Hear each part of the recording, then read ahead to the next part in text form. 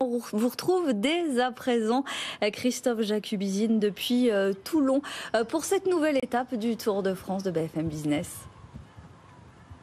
Et oui Audrey, Sandra a pris le large, a pris la mer, mais on la retrouvera dans une vingtaine de minutes. Pour l'instant, nous sommes donc effectivement en direct de Toulon pour cette septième étape du Tour de France. BFM Business à la rencontre des entrepreneurs qui innovent, tous les talents qu'on découvre dans nos belles régions à chaque fois qu'on se déplace. Et ce matin, à 7h09, je suis donc avec Guillaume Descartes, le président de VAR Tourisme, bonjour. Bonjour. Et Bruno Rabu, président de Chrysadev. On va donc parler tourisme, bonjour, on va parler mer, on va commencer par le tourisme. C'est comme la première région touristique de France, juste après Paris, 3,5 millions de touristes, sans doute beaucoup plus cet été, parce que j'ai l'impression que les Français ont envie de se faire plaisir, deux, d'aller dans le sud et dans l'ouest, et qu'on voit déjà, j'ai parlé un peu avec les professionnels du tourisme, beaucoup de touristes déjà qui sont présents en mai-juin dans cette région. Effectivement, les Français sont au rendez-vous de la destination. Le département du Var est le premier département touristique de France après Paris. Et puis le retour des étrangers, de nos amis européens. Beaucoup d'anglais apparemment aussi. Beaucoup d'anglais, Ouais. le retour des Anglais, des Allemands, des Belges, et des Néerlandais. Et nous constatons sur les vacances du mois de Pâques, sur les vacances du mois d'avril, une augmentation de la fréquentation de plus de 14%. Ah ouais, c'est ça. Par rapport à 2019, qui est Ouais. l'année de référence pour le monde du tourisme. Bon, alors est-ce que en termes d'écosystème, de salariés dans le secteur du tourisme, est-ce que vous êtes parvenu à le chiffrer ici? On En- arrive sur ces 28 000 emplois directs Ah ou ouais. indirects qui concernent le tourisme sur le département du Var. Est-ce que vous êtes confronté aussi, comme beaucoup de régions de France, à la difficulté de recruter aujourd'hui parce que les deux confinements successifs ont montré la précarité de ces professions où du jour au lendemain ça s'est arrêté. Est-ce qu'on a retrouvé tous les talents dont on a besoin dans ces métiers du tourisme, ou est-ce que ça reste compliqué? Non, ça reste très compliqué, on est en pénurie, et c'est vrai qu'aujourd'hui avec la région et le CRT Sud Provence-Côte d'Azur, nous menons une campagne nationale, nous menons une campagne de sensibilisation. Ouais.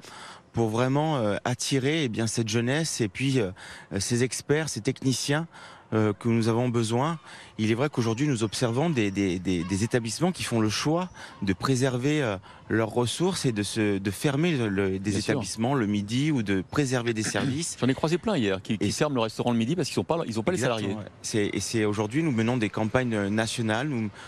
Je dirais qu'aujourd'hui il y a deux problématiques Ouais. qui sont liées. C'est l'emploi, mais surtout le logement sur le département du Var. Et je crois que c'est deux actions que nous devons mener ensemble, en parallèle, pour pouvoir préserver cette manne touristique et cette manne économique que nous avons besoin sur le département du Var. Alors ce département, il faut le rappeler, avec Toulon évidemment, le massif de l'Estérel, le golfe de Saint-Tropez, évidemment c'est une zone d'attractivité touristique qu'on comprend qui est parmi les destinations les plus prisées en France et en Europe aujourd'hui. Tout à fait, c'est par rapport à 2019, c'est 59 millions de nuitées sur le département du Var. Ouais. C'est 7 milliards d'euros qui sont réinjectés directement dans l'économie du département du Var. Ouais.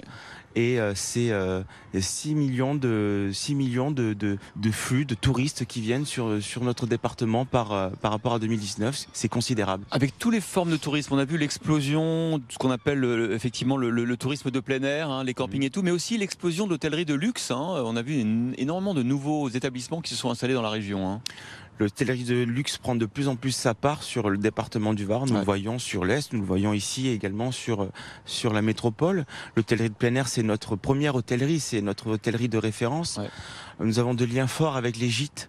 Nous avons beaucoup de gîtes, et puis c'est vrai qu'aujourd'hui Airbnb vient prendre sa place dans cette offre-là, et nous avons de très bons liens qui nous permettent d'avoir une bonne collecte de la taxe de séjour, qui est essentielle pour les collectivités, qui est essentielle pour faire notre promotion en France, mais surtout à l'étranger, parce que le rôle c'est de pouvoir faire de la promotion en Europe. Alors on est aussi sur une région évidemment de nautisme, et on voulait faire un coup de chapeau ce matin parce qu'on parle de services, on parle aussi d'industrie. Ces deux activités sont essentielles dans cette région. Avec vous, effectivement, Bruno Rabu, président de Chrysadev. On était assez interpellé par votre manivelle électrique qui a été commercialisée depuis 2017. Vous avez vendu 3500 manivelles déjà, alors qu'au départ, vous l'aviez conçu pour vous, en fait, pour pallier une difficulté difficultés temporaires de santé. C'est vrai que quand on fait de la voile, on sait à quel point ça peut être difficile de resserrer les voiles. Expliquez-nous ce que vous avez inventé. Bien, donc eWincher, c'est effectivement, comme vous l'avez dit, une manivelle électrique de winch. C'est une vraie manivelle qui a la même dimension qu'une manivelle standard, mais qui a un moteur à l'intérieur. Et en fait, à tout moment, vous pouvez l'utiliser en fait de 3 façons différentes. Soit en mode électrique, donc simplement vous l'enclenchez sur le winch, vous la verrouillez, vous la maintenez, et vous ajustez la vitesse de rotation en fonction de la pression que vous exercez sur le bouton qui est vraiment sous votre main, comme une manivelle. Ça s'adapte à tous les types de voiliers. Tous les types de voiliers, tous les winches. Donc en quelque sorte, vous motorisez avec cela toutes vos manœuvres et tous vos winches, c'est le vélo électrique de la manivelle de winch en fait. Vous savez que nous, on est une matinale d'entrepreneurs. Ce qui m'intéresse, c'est de savoir comment vous avez, à partir de cette idée d'inventeur que vous avez mis au point, comment s'est passée ensuite la commercialisation, l'industrialisation, le financement de votre technologie? Bon, moi, j'ai mis beaucoup d'argent dans cette affaire. J'y ai investi, je me suis investi personnellement. On a une équipe, bien sûr. Un produit comme ça, donc innovation nouvelle, société inconnue, non inconnue, vous arrivez dans un secteur que vous ne connaissez pas. C'est extrêmement compliqué, vous avez un concept nouveau. Technologiquement, il faut développer le produit, mais la plus grosse difficulté, c'est en fait de convaincre les clients et les revendeurs. Ça a été un travail énorme grâce à une équipe formidable.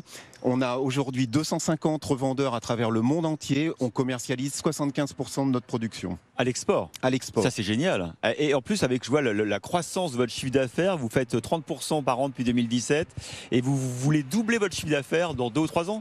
Voilà, nous sommes... Tout ça pour une manivelle électrique, c'est génial. Franchement. Nous sommes vraiment dans l'innovation. On est en train de préparer un nouveau produit qu'on lancera en novembre. Alors, vous en avez dit trop ou pas assez. Là. Un nouveau produit, ça sera quoi?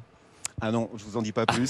C'est dommage. Mais il est breveté d'ores et déjà. Mais il est breveté et il servira à un voilier, au voilier aussi? Oui, bien sûr. Toujours dans le domaine maritime. Voilà, c'est notre plaisir. Bon, écoutez, bravo en tout cas Bruno Rabu, président de Chrysadev, d'avoir été notre invité.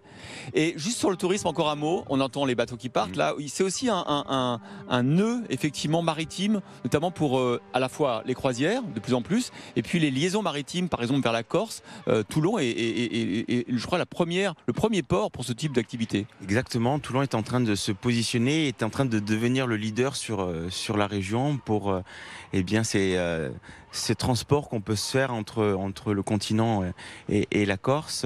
Et c'est important. Le département, c'est le premier département de producteurs de vin rosé au monde. Le Bandol, on est allé chez Bandol en reportage, on y retournera à 8h10. Ouais. C'est le premier département en termes de nautisme et de plongée en France et en Europe. Donc c'est le premier département de fleurs coupées, c'est le premier port militaire de France. Bien sûr, on sera sur le Charles de Gaulle à 8h30. Voilà.